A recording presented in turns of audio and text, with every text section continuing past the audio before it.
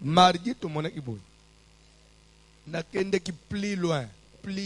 Mardi, au pesa na ba exemple, hôtel sake. Ce que moto qui na hôpital. Aye bisi docteur, na zo fièvre. Zoto mingai, moto zo bête. Mbala moko docteur zo ordonnance alobi, babanda utubo kinini. Awusale nini? Pourquoi zo sale examen? Aye banini. Puisque, au cours de l'ozole la moutou, nous autres mingai, fièvre. Mais moutou, nous autres mingai, fièvre, nous sommes à malaria. Quand même peu malaria, c'est à bongo. Mais typhoïde, c'est presque les mêmes signes. Et quand on a payé une autre infection, docteur, on a déterminé cause pour appeler ce traitement efficace. C'est vrai, Marie est femme de nuit.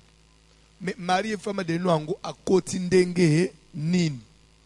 Aza ya raison nini, aza motivé par quoi? D'abord, est-ce que c'est un esprit de famille à côté de Nanzela Makila? Si c'est un esprit de famille à côté de Nanzela Makila, délivrance naye vous allez différent namoussous. Est-ce que c'est quelqu'un qui dehors une ancienne relation? Mutumoko toza anainarira swate mutumoko ya libanda to viva na ye soit ata to viva na yete atikale pe koloba teka linga angai mais peut-être par des gestes seulement je voyais un peu on dirait que na moi idée mais apesanga ba cadeau na ye banini ndele omikomona ye. Alors déjà si c'est un esprit à libanda soit mutumoko apesa au cadeau soit tu me poses une relation et que tu as un babilo qu'on a automatiquement exploité pour kende, il faudra d'abord une réparation. Des places tout le bélam. Na simba inanu ya esprit de famille tu dois d'abord les esprits ya ba étrangers ba libanda qui ne sont pas membres de la famille. Et par là tu as deux possibilités. Première possibilité, une relation. J'avais entretenu de relation avec la personne. Une relation, relation amoureuse avec une personne. On s'est séparés. C'est vrai, on peut se séparer. Mais est-ce qu'il a laissé des traces? Est-ce qu'il y a des histoires? Et il passe par cette histoire-là. Ça, c'est un. Deuxième possibilité. Chef Moukona Moussal. Jamais le bac na linga ayo. Moi, Simoko. Jamais le bac na s'appelle un autre tonton. Donc, on a peut-être, nakabelio, cadeau. C'est unité. Mais des fois, on a la nazo monaye. Mais mouton ngana yeto lingana te. Comment azo ya na vinangai? Azo otre na ndela ba cadeau a pesanga. Si je reconnais comme ça, il faut une restitution. C'est pourquoi tu as aux versets. Il y a Jean 14, 30. Jésus-Christ a dit, je ne parlerai plus guère avec vous, car le prince de ce monde vient, mais il n'a rien en moi. Et l'oko naye pa nangai, Satan a zoya, akolonga ngai tepo, nazane loko naye mo côté. Ce que vous avez et que vous avez devoir mutuana okolonga yete. Vous avez boire que la mutu moto, moza ananyongo na ye okolonga yete. Vous avez tumba mutu, mais olia mbongo na ye, sombelo elok okolonga yete. Dieu, avec toute sa sainteté, avec toute sa force, toute sa plénitude, le tout-puissant, aye po kangula batu. Mais batu nzamba zolinga kangula na maboko wa Satan, batu wana baziki na nyongo wa Satan. Nebito siko yebya. Nyongo nini ya lisumu. Na lisumu ya Satan. Batu ola basumuka ki, c'est que ba miteke pa Satan, oui ou non? Ola basaba miteke, ils avaient consommé le péché. Ils s'étaient vendus au diable. Alors il n'y avait plus moyen de les libérer. Alors pour les libérer, il fallait commencer par faire quoi? Par restituer. Il faut payer la dette. Alors qu'est-ce que Dieu a fait? Bible dit que Dieu a tant aimé le monde, il a donné son Fils unique. Dieu a payé le prix. Jésus est allé à la croix. Il est allé mourir pour le péché. Lui juste, il s'est fait pécher pour venir racheter tout ce qui était vendu au péché. Et c'est comme ça qu'on dit, nous l'avons vaincu à cause du sang de l'agneau. Le sang de l'agneau qui a fait quoi? Qui a payé pour nous. Et à partir de la parole de notre témoignage. Donc, il a dit à la croix, tout est accompli. J'ai tout payé. Kotikala na nyongo ata mukete. Kotikala na elembo mu ya mutu songolo te.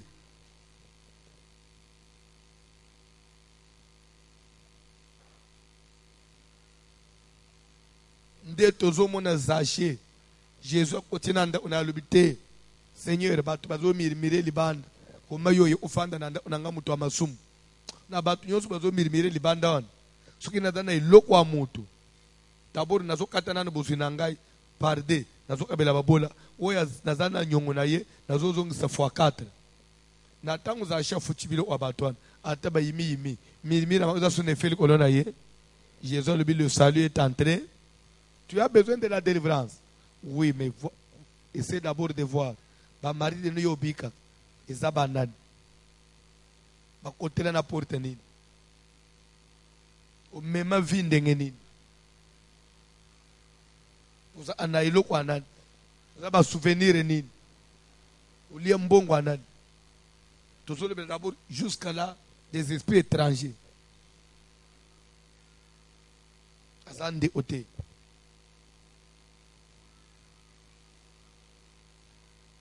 Ce qui est ça, il faut remettre à qui des droits. Bible est dans nombre 5 à 6.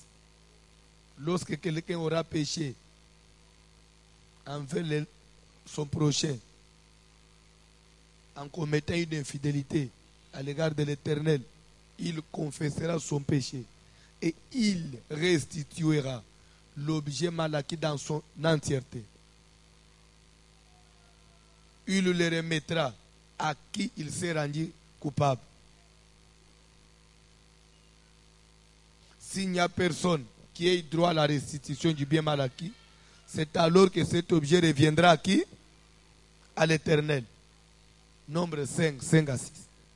Dieu dit, si quelqu'un aura péché envers son prochain, en commettant une infidélité à l'égard de l'Éternel, il confessera et il restituera à la personne. Oshina imwana mubali abatu. Mwana mbali anatikala zola kela yo mabe. Ye kambute. Lobaka kanzamba zala ate. Akose nga dribble ngai. Il faut kende oluka ye na masina. Uyebisike ya atofanda to viva kina yo 4 ans. Upese nga kombe to beti machine te total nyos $15,000. 15,000 na yo yangoy. Nazoba isana un 5e intérêt yangoy. Et si le oye na chiele le mari de nous passer nini akena yi. Mais 15,000 abato lié surtout yo 6 ans il y a relation. Au lieu plus de 15,000 oya o moto etumbaye. Mais tumba mutozo landa nyone moto etumbe ndegiri. Alande bilo onayi. Oko abandeki au vivre na bon abale na célibataire. Avec moi, bon, relation moko. Après, mobile ukutana naye abaliye akati pe relation. Minatangwa ke na libala na ye ya sikawana akosa na 2 jours. Il faut l'autre ana tonto ya kalawana. Soki bazo ushena yete bazo solola na ye. Soki bazo solola na yete bafanji quelque part yazo soso tonto na me yo boende ngana sina bale bali wapi. Ngana banda koyaka. Si vous avez aye olukangai to banji ba prière soko sambeli bu sisti jeune soko mari de nona ya une fois après jeune abanji ko ya 4 fois tozo sambeli zokola tena tuvete mama il photo solo ya un garçon bu kabona ene ndenge nini oh non le tozo inaye asala anga kado moko asala angai asobele nga basanyi moko sepele inango makasi alo lere na bali basanyi wana nakenda nango eza akutu na vitrine nanga mais maman mais ça déjà lié mo pont mobimba ou établir entre na kende olongola basanyi wana aki olongola basanyi na balutu na banini ayati to bandi ka prière muto abambane na se François Ndoki nana biso bobimisa basanyi wana na yela ananzela basanyi wana mbala mo pe délivrance simbi de moi qui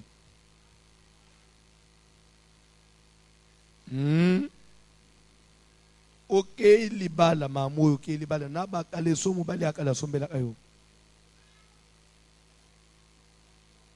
après na comprendre te mutu ana tukabwana papa mena lota kaye kaka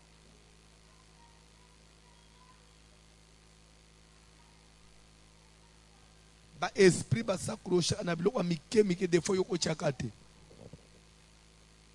oda kana moi trousse à pambo oda kana moi porte-clés à pambo ucha ala bafuna eloko ana ageti el porte d'entrée mobile ti okolongola okosala ba prière okolala banzala mais tant qu'il y a une porte okolonga yete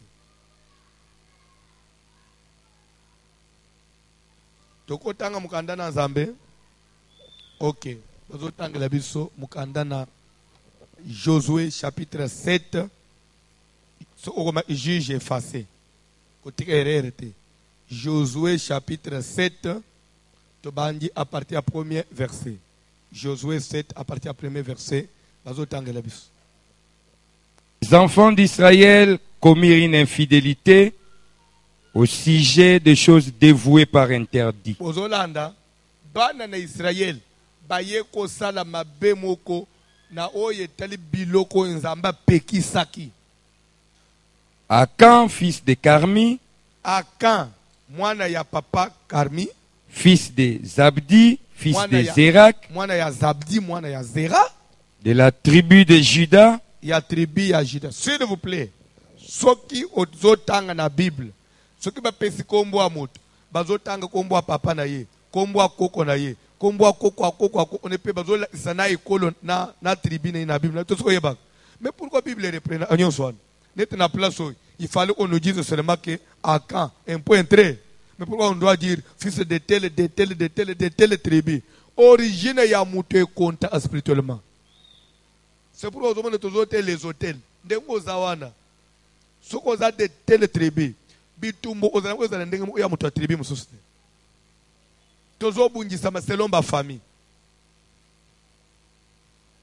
ko en cette époque une église non bako sayo teke lokolo ci d'église famille longwe non ezali komboza nangwana za omu famille no bapesa kiyo est-ce que olongole kyango elongi ozana eza elongi ya mama na bino oui ou non bon siko ekala mwasike elongi ya mama elongwe soko langi bien ndengo zawana na mbuzi no wana ozana mwa tremo ya papa na bino soko ozwi mama na matama bongo zolo ya papa soko ekala mwasike elongi échanger ka satana nde olingo lungula yepo na njimeli Yesu mais akoloba pe bongo elongi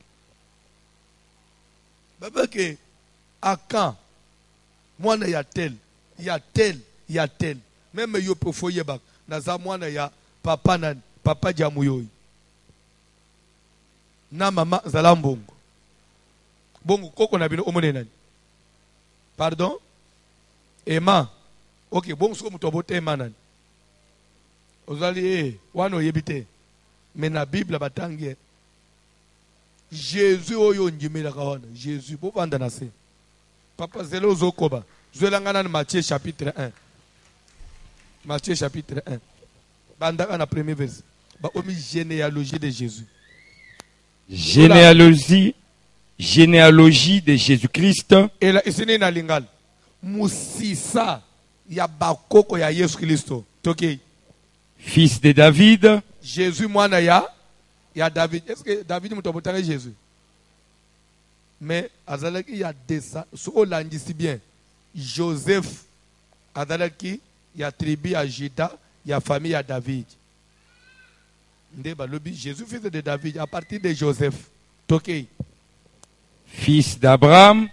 balobi fils d'Abraham Abraham engendra Isaac. yo okote bake obandele babandele nanu na Abraham babandi o tracer tito e koyeba koma Jésus au milieu de la tribu de Juda mwana David babandi na Abraham Abraham aboti Isaac tokei Isaac engendra Jacob. Isaac aboti Jacob Jacob engendra Judas et ses frères. Jacob aboti Juda de la tribu enceinte de la tribu de Juda tokei Judas engendra de Tamar. Juda na mwasi ya bana na ye babande kufa Tamar oyo akende kobima na ye aye obota Phares et Zara. Fares tokei Phares engendra Esrom. tokei Esrom engendra Aram. tokei Aram engendra Aminadab. Aminadab engendra Naasson. Naasson engendra Salmon. Salmon engendra Boaz. eza Salomo te Salmon eza elo omususu c'est différent na Salomo mwana David Salmon engendra Boaz de Ozo Rahab. comprendre Boaz oyo ayaki obota na Rite ozo comprendre Jésus aza descendant pe ya Boaz tokei Boaz engendra Obed de Ruth. comprendre Boaz na Rite baboti Obed Obed wana nde kokwa David tokei Obed engendra Isaïe. Isaïe, engendra David. David Le roi David engendra Salomon de la femme d'Uri. Salomon engendra Roboam. Roboam engendra Abia. Abia engendra Asa. Asa engendra Josaphat. Josaphat engendra Joram. Josaphat oyo endaka bitumba na Akab roi Josaphat tokei Joram engendra Ozias. Ozias engendra Joatam. Joatam engendra Akaz. Akaz engendra Ézéchias. Ézéchias, roi Ezekias oyo babika ana cancer vous comprendre tokei Ézéchias engendra Manassé. Manassé engendra Amon. Amon engendra Josias. Josias engendra Jéconias et ses frères au temps de la déportation à Babylone. Après la déportation à Babylone, Jéconias engendra Salatiel. Salatiel engendra Zorobabel. Zorobabel engendra Abiud. Abiud engendra Eliakim. Eliakim engendra Azor. Azor engendra Sadok. Sadok engendra Hakim. Hakim engendra Eliud. Eliud engendra Éléazar. Et Éléazar engendra Matan. Matan engendra Jacob.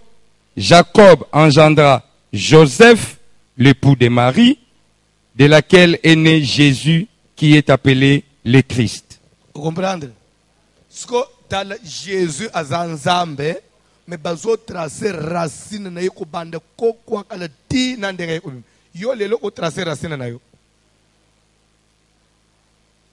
oyebi si tout va bien na mate toza nango to okoma wana déjà chapitre mo to okoma wana je crois to sala amusala wana na 2006 na mate yo ya renversement des hôtels so nzamba yete to okoma wana toza na chapitre autre sur l'arbre généalogique que chacun retrace l'arbre généalogique de sa famille faut zongo tuna sko ba koko na ba bande obiso de tel engendra tel tinayo pe oyeba omoni lere bazo lobao soki batangi Juda engendra tel wana de Tamar ozoeba na koma Juda na Tamar basala abambeba po babota vous comprendre nyonso wana ezo jouer na obotama ya mwana ezo jouer na vie ya mwana il faut yeba même ke koko na bino moko batekaka ye asa esclave lera yenda ikobalana na ko na bino mobali ndeba ikobota ko to bilo nyonso wana il faut yeba c'est ce qui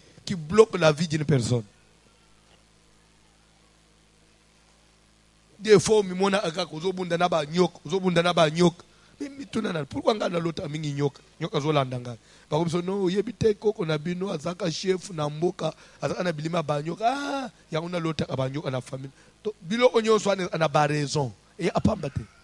Bible zo le malheur ne sort pas de la poussière. Vignon ba passe nyon so randa amut. Ils en a ba raison na. Kola pambula mutumo. Tokena likambu ya kan. Bandela. Josué 7. Les enfants d'Israël commirent une infidélité au sujet des choses dévouées par interdit. Oui. Akan, fils de Carmi, fils des Abdi, fils des Zérak, de la tribu de Jida, prit des choses dévouées. Et la colère de l'Éternel s'enflamma contre les enfants d'Israël. Josué envoya de Jéricho des hommes vers Haï, qui est près de Beth-Aven, oui, à l'orient de Bethel. Il leur dit, montez explorer le pays. Et ces hommes montèrent et explorèrent Haï. Ils revèrent auprès de Josué et lui dirent, il est inutile de faire marcher tout le peuple. 2 ou 3 000 hommes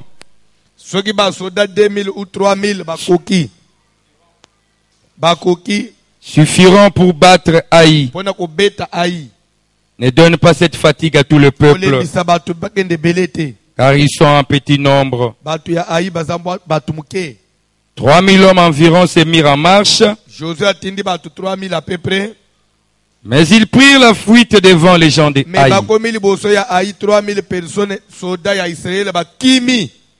Les gens d'Haï leur tuèrent environ 36.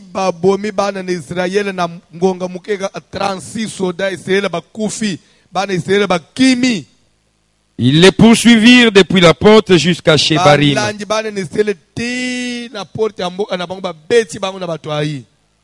Et les bâtirent à la descente. Le peuple fut consterné et perdit courage. Josué déchira ses vêtements et se prosterna jusqu'au soir, le visage contre terre, devant l'arche de l'Éternel, lui et les anciens d'Israël. Ils se couvrirent la tête de poussière. Josué dit, ah, Seigneur éternel, pourquoi as-tu fait passer le Jourdain à ce peuple, livré entre les mains des Amoréens, et nous faire périr? Oh, si nous su rester de l'autre côté du Jourdain. De grâce, Seigneur. Que dirais-je? Après qu'Israël a tourné le dos devant ses ennemis, les Cananéens et tous les habitants du pays la prendront. Ils nous envelopperont et ils feront disparaître notre nom de la terre. Que feras-tu pour ton nom? L'Éternel dit à Josué, lève-toi. Pourquoi restes-tu ainsi couché sur ton visage? Israël a péché. Ils ont transgressé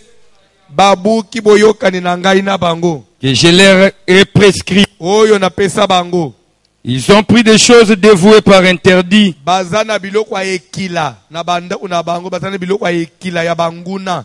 Ils les ont dérobées et ont dissimulé. Ils les ont cachés parmi leurs bagages. Aussi les enfants d'Israël, aussi longtemps que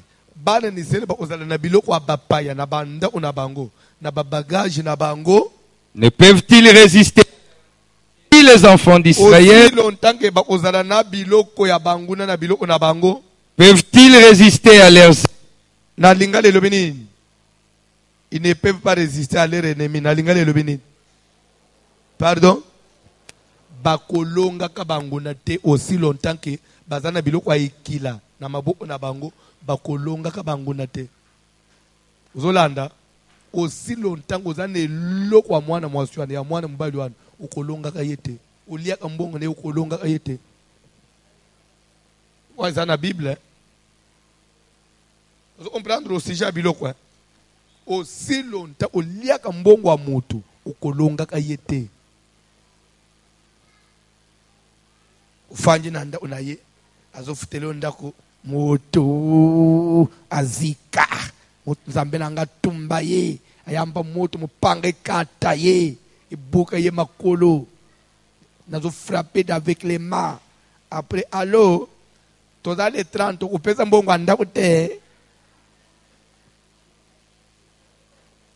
alors bon les kana agence ozo OK ozui après ozongi nanda moto mutu nyonso ayelanga lokola mobali ya butu ezala tatu afutaka ndako oyo ayamba moto na nzambe mopanga na nzambe telema ekokata yo mutu olia ambongo na ye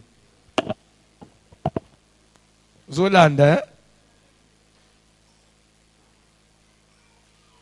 aussi boza na biloko wana na maboko il y a des choses oyo tant que oza nango tika na yo zonyo olanzoto pamba na ba délivrance.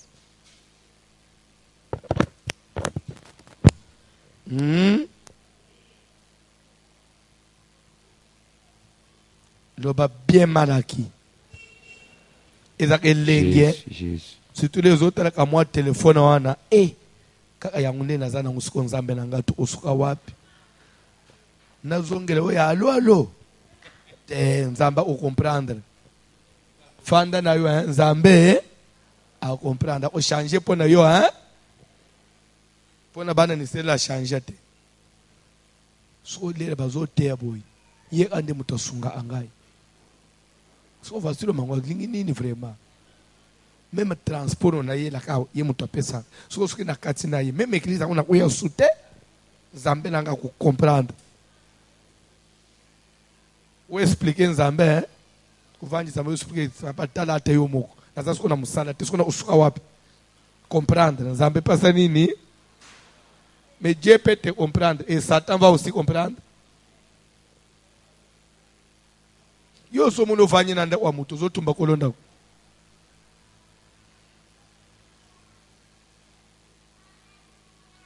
semeki kolonda nde aya amari de nuit vanyi nanda onayo zolia fufu na ye ayamba moto azika olinga simba ngai lubo one wane tombama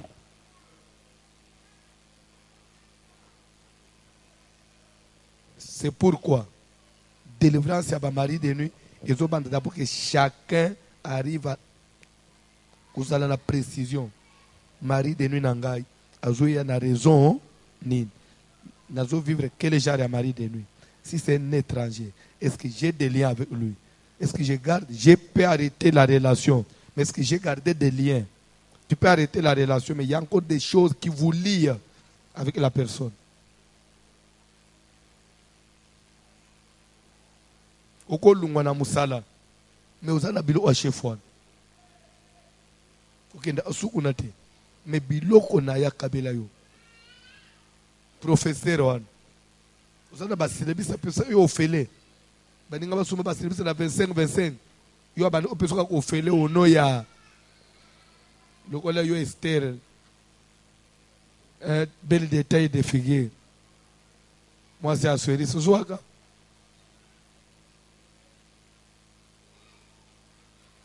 surtout au sala restitution plus 1 cinquième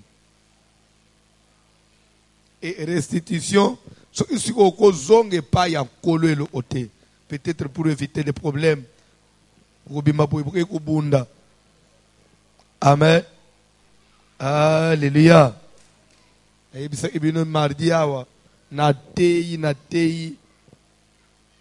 frère moko wana utweze iserte frère moko aye alobi papa zamba pambulo pona mateya sikokomela ngata to ba verset wana to pesa ilelo po zana mwana mwasi mo papa na mona ke na bandoto na ngai na zo lobela ye abilo onenyoso na zo zongisa pe na zo lobela ye alapa na zuna ba verset na omele na papier frère akei dera utanika na mwana mwasi wangu pe jour wango bandeko asali beauté alati mwa ilamba moko ya kasoki le frère atali balobi o yete on dirait ekela mususu dera utane na frère mutu abenga enazana bezo to utana za makambo na kolobela yo makambo ni na te to utana foto utana tanga mwana mwasi zoya frère atali bo abimi kito wendeni tout anan place to fande to mela secret les papa ndi o mela secret tala frère uzulu ngo boya ngaka boy vraiment baboya amutu ataso asaliyo mabe nini ngana saliyo yabi lo balikamu yo bengi ngana brita to lobi okolobela ngai abi non vraiment umoni pema amusaza ba église musoto kenda kokota mana masabi yo mutu benga ngaso to mona na aso abi teka se pasteur tala utapesa ngana ba visa ona tangela yo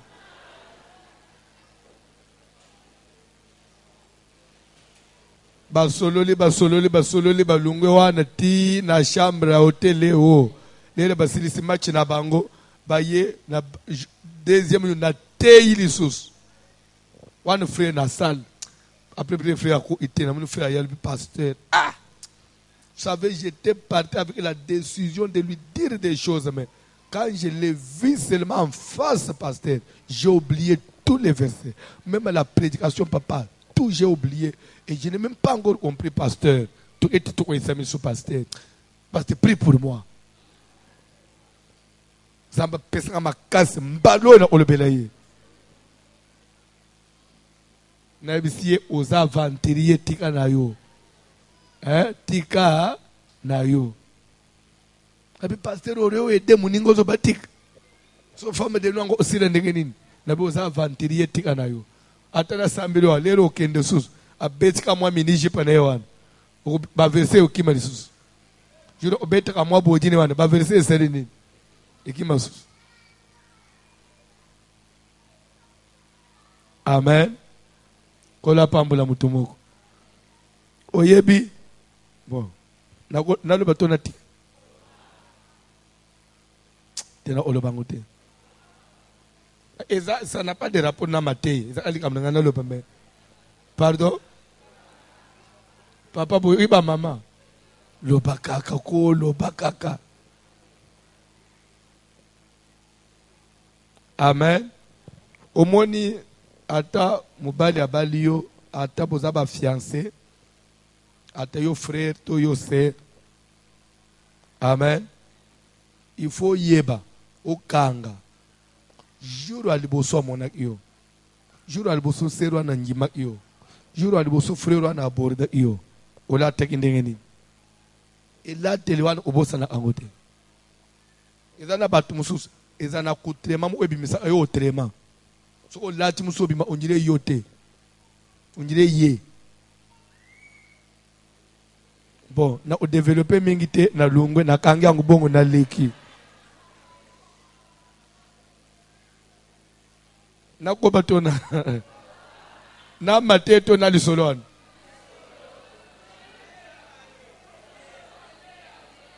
frères aba pambole bino boyela a parole o bato amasolo tala ba hypocrite o mateya zo ne bandeli lisolo mais lisolo na kati na obeta ngolobi na ufungula bien lobi mais déjà eza message manapesi kola pambula mutumoko kola pambula mutumoko la restitution. Tant que le démon il est fort, aussi longtemps que Azana raison moko et ses forces. Vous savez, il y a un adage. Il y a bato amukile ba aboy. Oye pesa angando bokasi za anini. Omoni ngando bimisa ngando na mai chena mukile. Bobunda naye. Akosa lelo ote. akokoma faible okobomela ata na zeta fufu zosko ngando ukotane na ibala bubanda obunda naye okosila akobuko panzi pa komela yo. Pourquoi? Parce que mai eza terrain na ye milimo mabe les réseaux trouver réseau moko ezo pese force okosala ba prière nyonso za obeti boya baluki boy ndo zo mona ba mari de nous na ba femme de nous mususu muto omiko lemba na olemba papa na changer ba prière na sambeli na sali nyonso do amuzo kende na ngote na mona unjire nzamba lingina engaite non bana ne sele ba se décourager et pourquoi ayi mboka muke longi bango. Mais sengela ijozo tuna nzambe pourquoi mboka ya muke ko longa biso pourquoi to omiko se décourager unjire nzambo pesi biso mukongo nzamba te kada pesi biso mukongo te ya une raison même yo des fois omiko lemba na ambo délivrance zo gêner on zo sila na ngote mais zo sila te mais faut yebe y a des raisons d'abord pour les esprits ya bato ya libanda des fois des inconnus bato zana bangu lien ya makilate bato zana bangu plus aza membre proche ya famille te. Mais pourquoi na vie no azo résister c'est que s'il y a quelque chose soit mutuana tilelo et des fois aussi il faut faire très attention landa point on azo fungula ezana bato mususu akabela kayo apesa kayo mais l'air yo zolalo zolota ba mari de nuit mais mari de nuit mona kayete o mona ka ba mari de nuit des inconnus mozo prier zo silate tant mususu muto ya pesa kayo ye wana mari de nuit mais soit ya anabilongi ya ba inconnus po ye ba yete. Maintenant, la minute on oye pour ça, la dernière pour y esaïe. Faites très attention. Domaine c'est pourquoi nous appelons phénomène. Et quoi de la moutou moussous? Ndak apesa. Mais yo zo lota batumous. Moi yo utoka ni sele mabezate. Ba yaza anapomate. Na lota ande batumous. Nous ande c'est lui, mais zozo image ya batumous pour aucun. Chaque fois on monde des fois moutou apesio kambon. Jora no loti mari de nous. Mais mari de lota moussous. Mais pourquoi chaque fois que pesengande faut na l'autre mari de nous? C'est cause à la yé. Mais azo image ya mutu mususu. So imikolo ano sali mikolo belé bo solo lene na téléphone te. Ato ozuyelo onayete. Même ataba mari de l'autre bangote. Mais so ijora na bengo bo solo, il faut l'autre mari de nous. Il y a déjà comme ça. Il faut bo solo na il faut l'autre mari de nous. Mais mari de nous des fois ozo mona yete. O l'autre mutu mususu. Mais il suffit bo solo la na mutu songol o l'autre mari. C'est que ça yé wan. Maintenant, Azoya n'a pas image pour inconnu. Parce que la Bible dit l'ange des ténèbres se déguise en ange des lumières. Milieu mabé là il y a pas tout musus, il y a pas inconnu pour y battre. C'est pourquoi il faut faire très attention. Amen. Alléluia. Deuxième point, les esprits à mari et femme de nuit, il y a pas proches parents. Bateau tout à l'heure makila moko, à sa grand frère. À sa grande sœur, c'est un oncle paternel, c'est une tante, yende na lotak. Comment vaincre les esprits des proches parents? On a deuxième sous-point. Tokokoba ndela wana. Comment maintenant vaincre les esprits à proches parents? L'air aussi sawan. Toye omonepe. Comment vaincre les esprits? Il y a dans mari de nuit, tout le monde peut deux catégories. Il y a des esprits visiteurs et il y a des esprits permanents. Dans les esprits permanents, nous allons voir même qu'il y a dans les esprits où pas seulement yozo bikaba mari de nuit, mais vous êtes mariés spirituellement. La délivrance, il y a marié spirituellement. Et ça différent na muto ba mari de nous ba femme de nous ba yela à visite. Les visitations et la permanence sont des choses différentes. Comme peine à prendre. Mais toujours d'abord les esprits des proches parents. Te mettre sur ma bouche. Motuna nangeza que ndengolobi ke. Vous allez être patient.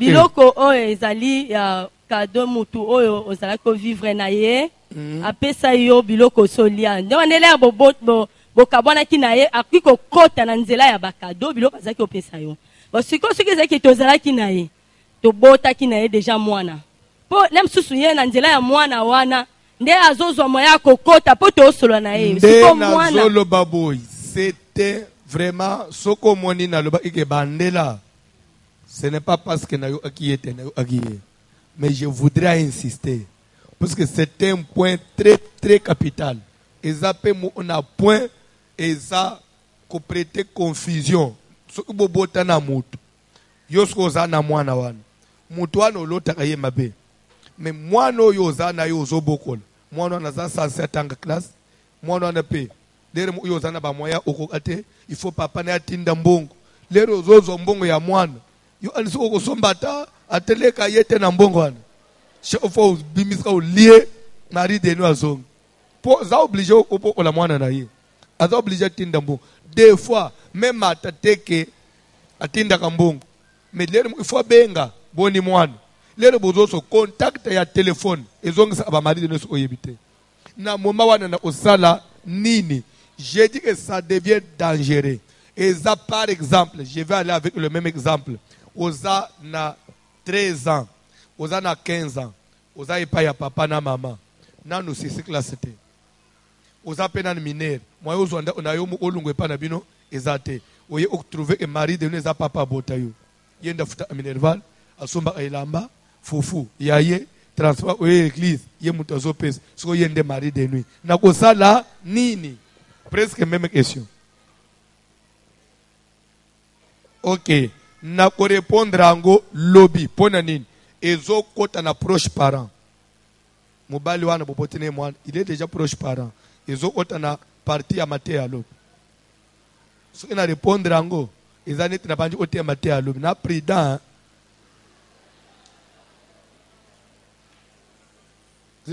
bozwangana ndenge ya sagesse na sopana mutuna mususu botuna kana oyo tozana les esprits étrangers webi ba mibali mususu bazana ba kisi ya mabe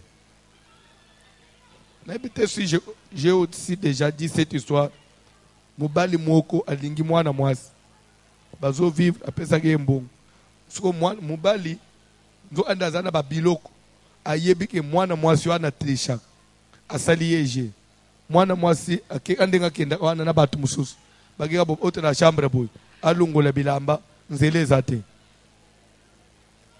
baluki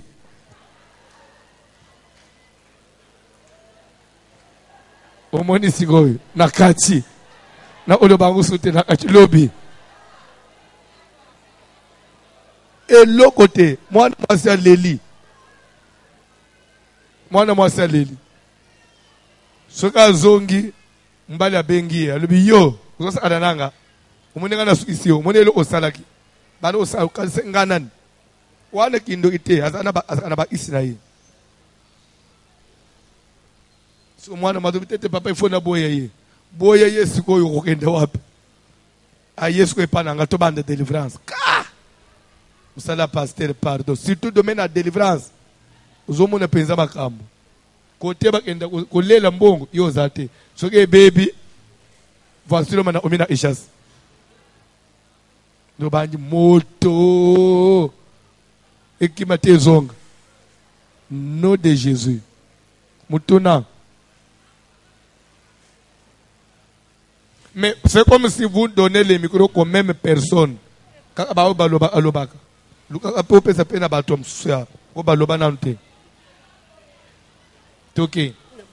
Papa, merci pour la parole. Question nanga ezaboy. Mobali bobota na yekani mama lobi. Bokabwana na bino yo bala epa bala. Mais moko boy soki aza moi la epa na moko soki mo mkwana na mwa kokoso abengi pe yo ke en tout cas ndako ana na mbongo pesa bana te so zali moyen tindela bana mo pesa ba balia ka pe mais mo mona ke na butu mobali ya mobali bobotane ka bokabwana bobotane ete bokabwana bobotane bokabwana bobota bokabwana ya bala epo bala ya bala epo bala na lotaka e ka lo binde elokani mati olotaka yi mais na lotaka moto zota monenzela moko to sana yi mais mo so sana mwana comme pas na soza mwa mpia ka bengi peyo ala ndako mbana tikili bali lokotake musala so na mbongo ke otike benga mwana ya kozwa abenga pe okende ozope non abengi ngana tindela bango mbongo ke bana bazana nzala ke bana eloko yo pe otindaka mi mwana ngaza kuna papa wa bien toke me na mona ka er moko sikola kosta ni na mutu abongo ngabala lia mbongo na ye mama lobi mobali moko babalanaki babota basibaka bwana mobali wana bala azape na mwasi musuna bana ye pe bala ote mususu melere mobali wana bengaka ye biso ote mpiaka moyente ye pe akamati mwa mpesa atindi siko olotaka ye toke obote mikolo ndeni siko papa na lote de fa tozane tota mwana nzela moko ozolota bozotambula nzela moko mus tozane tone benda ku moko oui c'est qu'il est présent il est là il est présent bon papa comment maintenant vaincre ça lobby à sa proche parent totele milikolo papa totele milikolo papa pardon papa pardon papa pardon bofand ba pardon ebi mebele bofand toke loba no question nangeza na prière à pourquoi vraiment limbisanga papa prière à pourquoi Matthieu oteaki ya ba totem biso tozana nkoi totem nkoi tozaba mongo biso nkoi papa tokana bakanda moko so tosiliki biso baba sto bunda ko kabola biso te wale yebana nango papa wana epi oloba te ngabo bali nanga lelaka aolela paso lela kanda nanga so lela so na siliki papa ko yo utozoloba nazana mama moko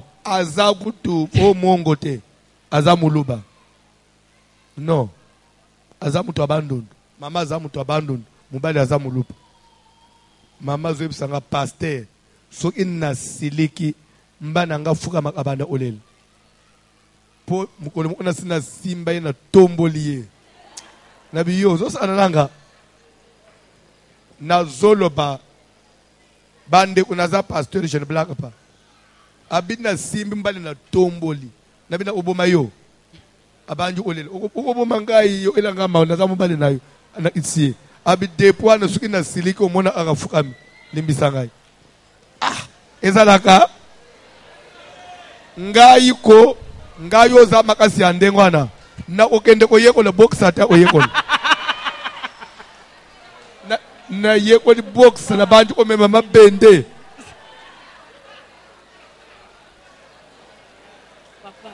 okay ole mobali na yo alenga aso osiliki toke so la siliki mise changeaka mise changeaka papa délivrance famille on a zana ngo sto siliki papa sunga biso okay photo telemela batote mwana o yo aka ayabatu ya yo bombit ya yo badinga bazoba ya bangu ya yo zo bomba useka totkale na 5 minutes na ko kata toleka na prière toke papa question nange zali ndengo lobi que comment vaincre esprit à mari de nuit, femme de nuit? Comment vaincre l'esprit à mari et femme de nuit par rapport à la relation ancienne? C'est une question qui bande ko balobi keza moi si to mobali o bobotane bosi bokabwana soki siko ezali ke bozana enda kumoko. Réponse proche parent. Question mususu ndeko alobi na poser les questions. Loba. Alobi bazai ko vivre na mutu. Asalela e donc basungana. Kosomba biloko andaku yebe ba course mususu asalaka. Esali ke baleki na prophétie. Nzamba alobi ke ba ko vendre ensemble te bakabwana. Bakabwani mais alotaka mutuana. Qu'est-ce qu'il faut faire? Mais yepe azape na ba effort ya salaka. Il a fallu peut-être être mutuana pe azala redevable pas na pourquoi yeka ka fonde azala réclamer. Proche parent. Mais c'est ça non?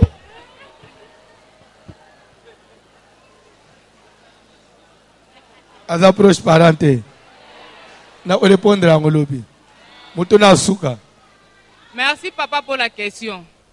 ngai na tuna boy omoni na mutuna mama landao nazo répondre question na yo otuni mutune photo répondre sera bande ko vivre na frère te oya sungi oyo baye okabwana après sera omikolota frère wana ola mari de nuit ce que pasteur on faut restituer mais yepe asunga kiye vous y a ceci ne peut-être que zoland amen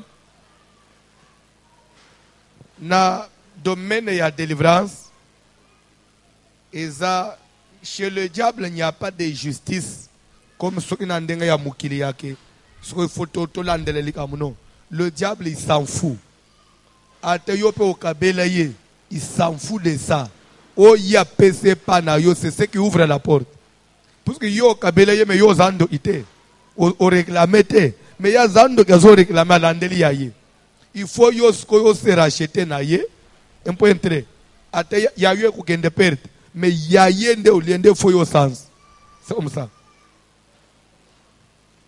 C'est la raison du plus fort. La raison. Vous savez, en réalité, Satan, yeso longa yene ulusui uno. Est-ce que c'est mutu mo ya alande ne susbat?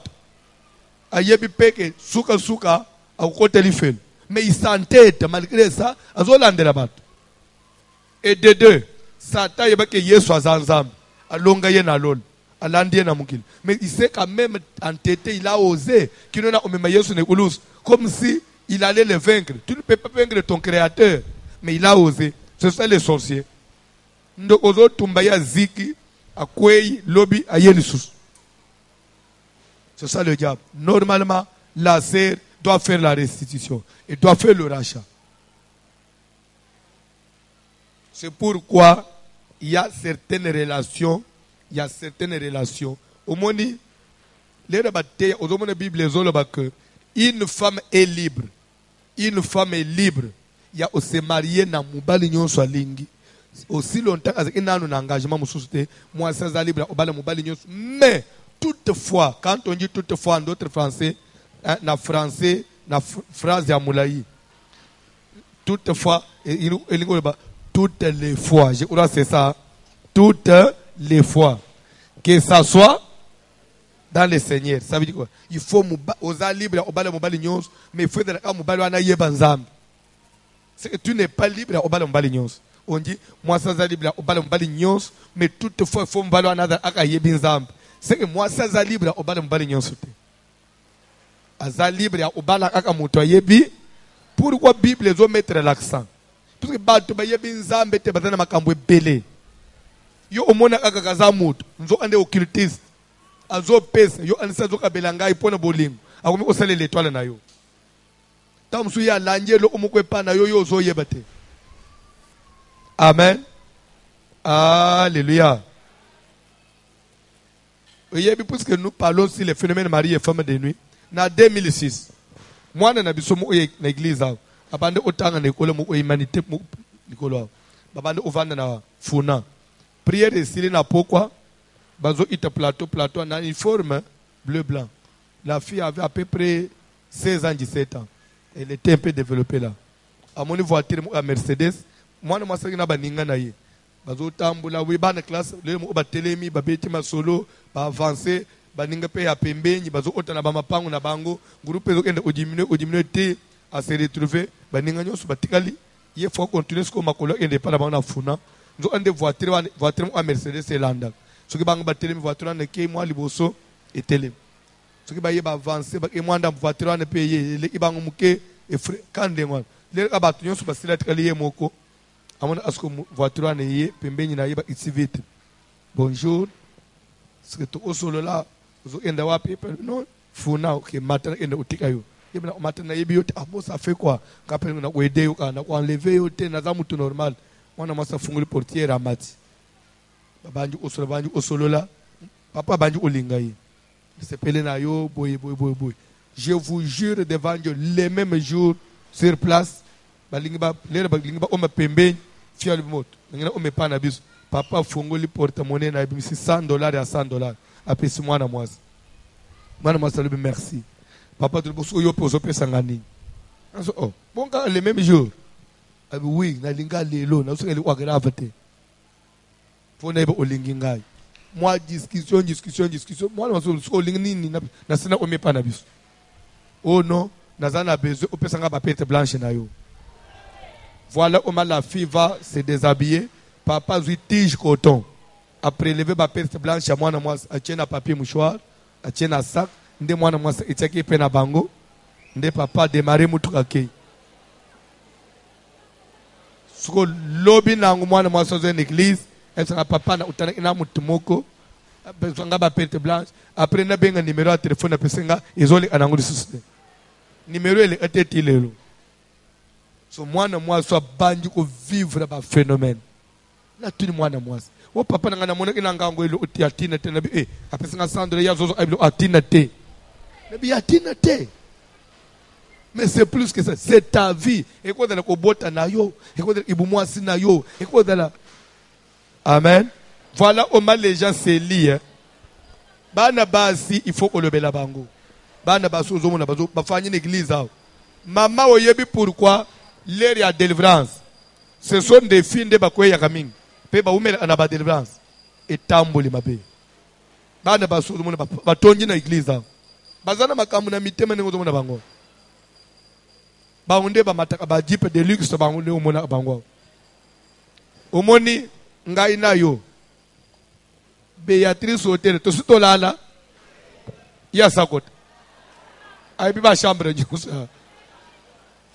Ba na ba couloir ya grand hôtel ayebi. Cérémonie.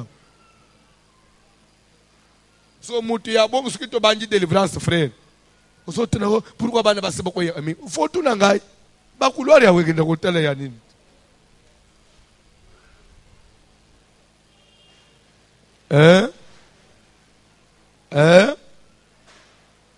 Ba site nyonso ya minene wan ya kenda na yi. So satana tika ye. Paye pour toi. Ngane na fute na. So epa na biso na Afrique. So que mwana mwasi olingiye c'est que crédit nini? Biloko eza ya ba africain. C'est-à-dire que mwana mwasi relation ezate que sentiment c'est comme si soko bimina mobali de mutazo bénéficier. Bon hier moi ça na posa na côté. Comment maintenant tu vas dire qu'il t'a exploité? Exploité tu bino mi bale bo exploiter néné. C'est ça non?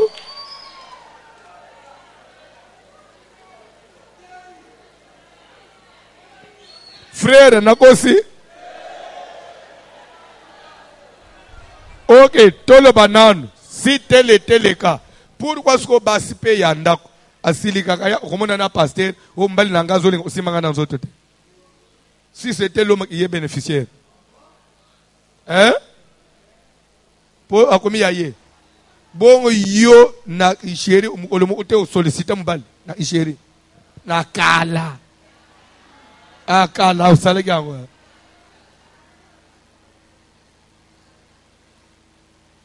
Alors c'est pour dire que les spirituels ne tiennent pas compte que oh, il n'est pas bénéficié nous autres langages. Non, le matériel c'est autre chose.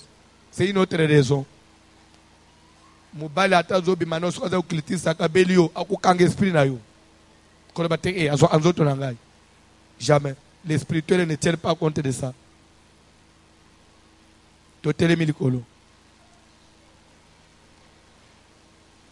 Il faut les lots ça là, prière. Ce qui est dans mutumoko, ayaka, suite à une relation antérieure, une relation passée, yakala, relation avec ces leka. Mais moi, je suis en tikala, à comment exploiter l'esprit na yo, à comment kanga banzel nos frères. Moi, je suis en koya. Même à Tolo Takayete, Tolo Bakiboy, dans les phénomènes mariés et femmes de nuit, tout le monde n'est pas obligé au lot. Et là, l'autre Takate me osana. Aux hommes qui ont blocage, par ma cambozo simbaten. Il y a un mari de nuit, il y a un avis na yo. Nazana bezo sana, telemako, ah, vous avez il obéi.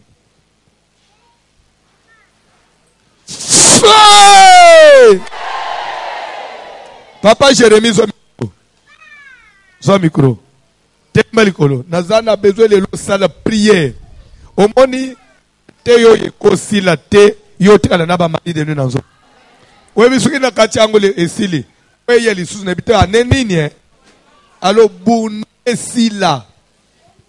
Ou kangola ma mutuna nyonso mutuna. Et ba pose la question yango. Ce qui même aux 8 ans mutuna te, comment na papier après prière. Te kana protocole, ba ko pesa ngai. Lobby avant na banda na ko répondre. Vous avez obligé, sans vous avez droit, il y a cause à l'éclairer. Hein? Papa Jérémie Toké. Yahweh Nzamba pambola yo. Yesu Christo pambola yo. Ozo ke no kosana no prière. Prière ozo sala nano ezake Zambe zongelanga nano. Amen amen. Toko bana na moto te. Ndenge to telemiao, mutu na mutu azana problème na Nzambe. Soki ke tozongi si penza vina sima. Mutu akopeta tolo azate na Mateyo. Tolia na obaliaka te. Siko pona ko sanza, olingi ko sanza te.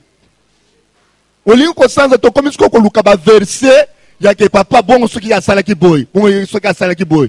Yebisa na Nzambe ke soki za na porte moko na fungola ki na etamboli na ngai, papa limbisa ngai. Zongela ngai pe na zwi mukano yake na ko luka pasteur. Akate na ngata offrande moko na se racheter na makambo wana. Yo zana mutu akobela moto te. Tu as un problème avec les gens et avec Dieu. Dans le bimabe, yebi sans Nzambe zongela ngai.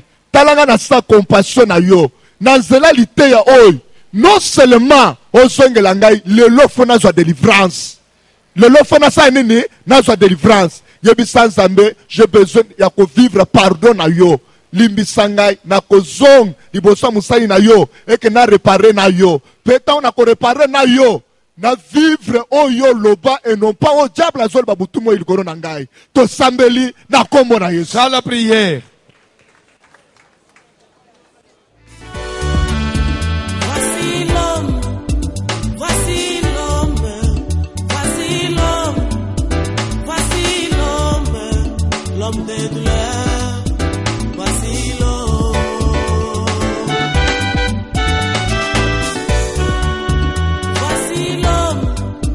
Voici